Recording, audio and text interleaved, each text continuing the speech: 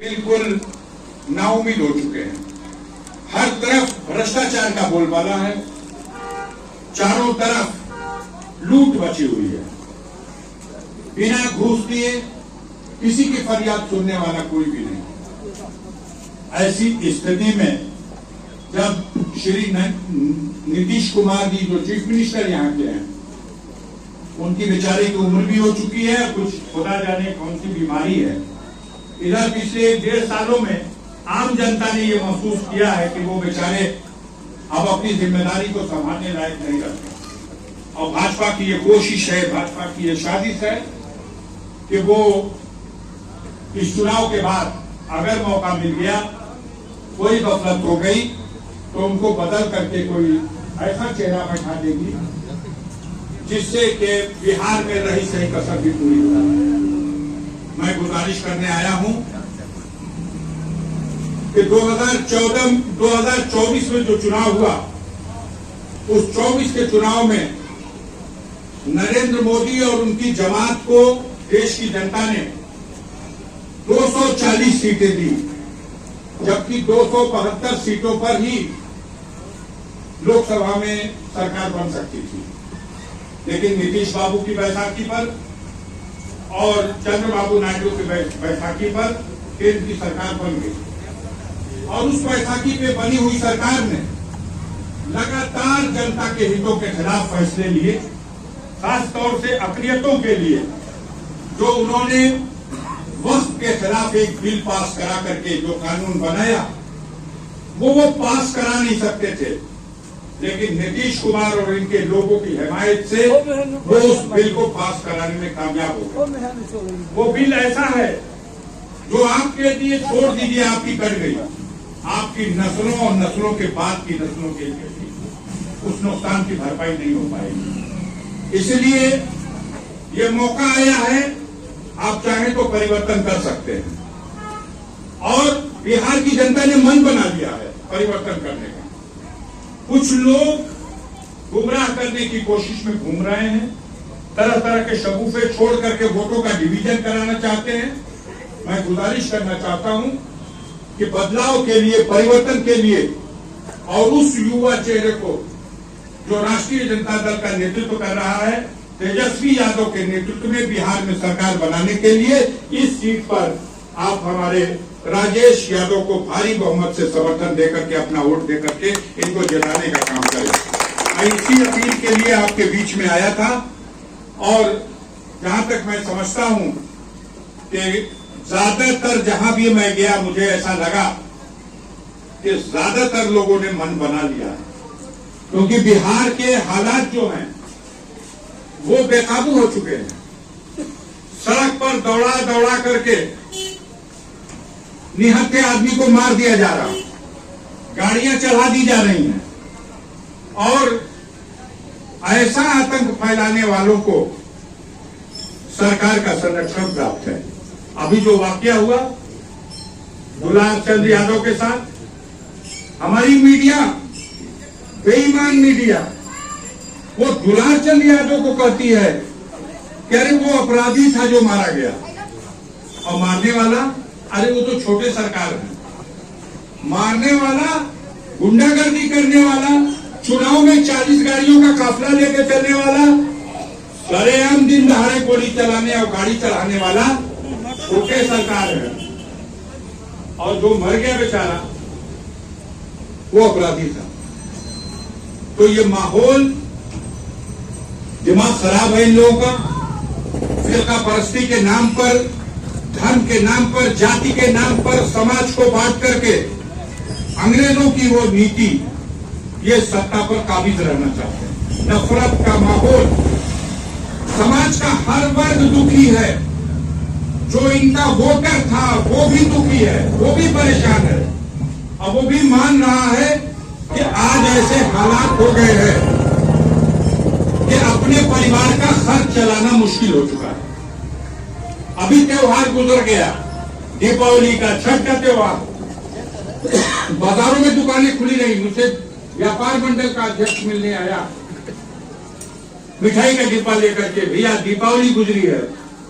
हमने उनका मीठा लिया, शुक्रिया अदा किया, बैठाया, उनको पानी पिलाया। हमने पूछा कैसी बीती दिवाली, धनतेरस में कैसे बिक्री हुई? उसने कहा भैया कटोरी बिक गई, चम्मच बिका है और झाड़ू बिका है। हम कहा इसका मतलब क्या है? कहा लोगों ने रस्म कर लिया कि धनतेरस के लिए हम एक कटोरी या एक चम्मच खरीद लिए, शुभ हो गया, और झाड़ू ले लिए, जो घर में दरिद्र को झाड़ के सूप से फटक के भगाने का काम करेंगे। तो जो व्यापारी वर्ग है वो भी परेशान है। मोदी जी जब सत्ता में आए थे तो झूठ बोल करके कि 62 रुपए वाला पेट्रोल 50 रुपए में कर देंगे, और जो 55-60 रुपए में डीजल बिकता था उसको 40 रुपया कर देंगे। जो डॉलर की कीमत 64 रुपया थी उसको कहा गया कि 50 रुपए नीचे आएगी, और डॉलर की कीमत आज 87 रुपए हो गई। पेट्रोल की कीमत आज 100 रुपए और डीजल की कीमत 80 रुपए हो गई। महंगाई ही महंगाई है। कहा गया था कि 100 दिन के अंदर स्विस बैंक में रखा हुआ 180 लाख करोड़ रुपए काला धन हमारे लोग लाएंगे और देश में जनता में 15-15 लाख रुपए के हिसाब से सबके खाता खुलवा के सबके घर भेजवाएंगे।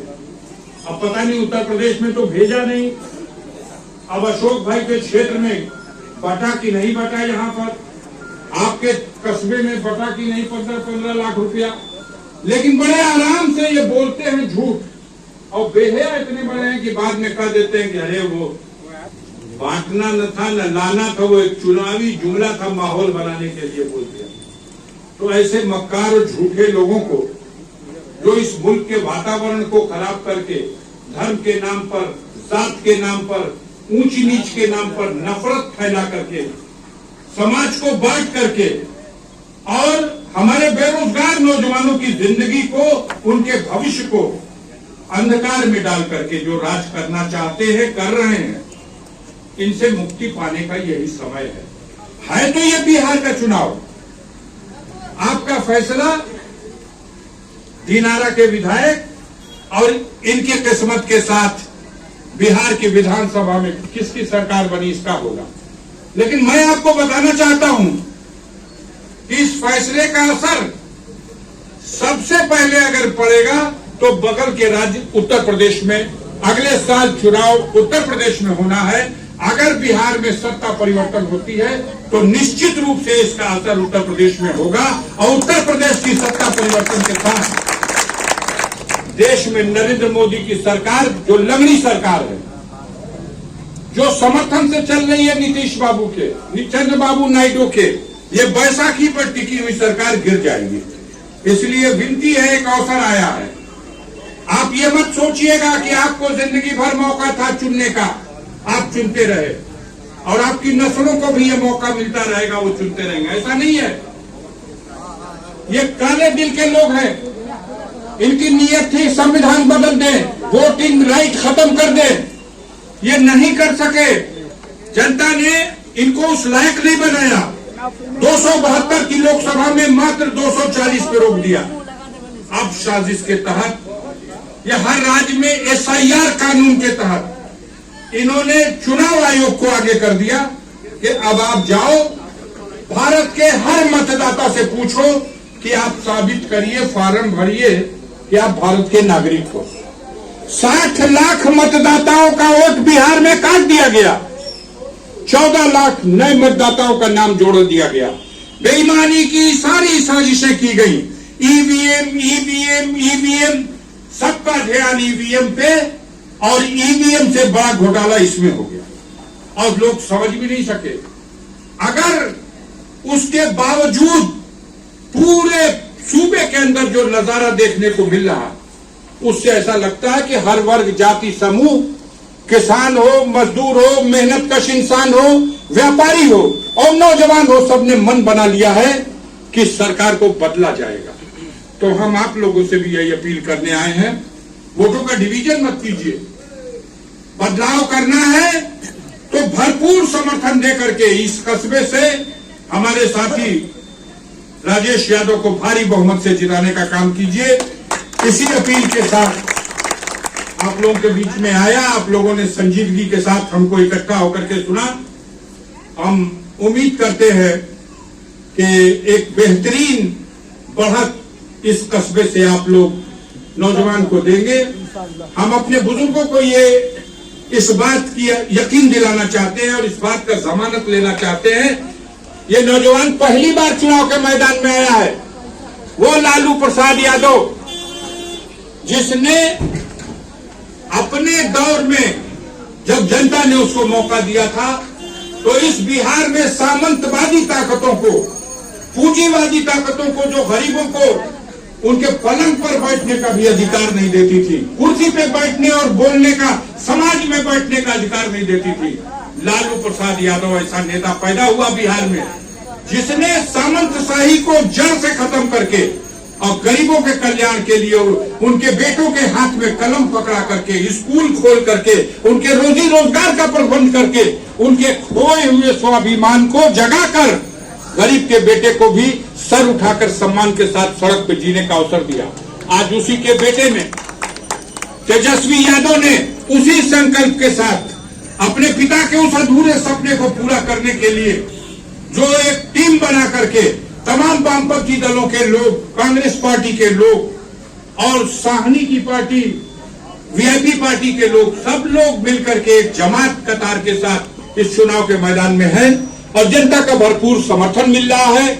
इस नौजवान की तरफ से हम ये आपको भरोसा दिलाते हैं कि अगर इसको आपकी दुआ से, आपकी मदद से, आपके आशीर्वाद से कामयाबी मिली तो ये नौजवान चुनाव जीतने के बाद भी आपके सामने विधायक की हैसियत से नहीं, आपके बेटे की हैसियत से आपके कदमों में बैठ करके, आपकी इज्जत करके और आपसे परामर्श कर करके इस कस्बे के विकास के लिए और इस जनता की समस्याओं के निदान के लिए ये लगातार प्रयास करता रहेगा। मैं इस बात की जमानत लेता हूं और जितना भी मैं हो सकेगा इनकी मदद करने की कोशिश करूंगा। हमें उम्मीद है कि जैसे पूरे बिहार में एक लहर है, उसी तरीके से इस विधानसभा सीट से भी शानदार बहुमत से जिता करके आप इस नौजवान को भेजेंगे। इन्हीं बातों के साथ अपनी बात को खत्म करता हूं। बहुत बहुत शुक्रिया।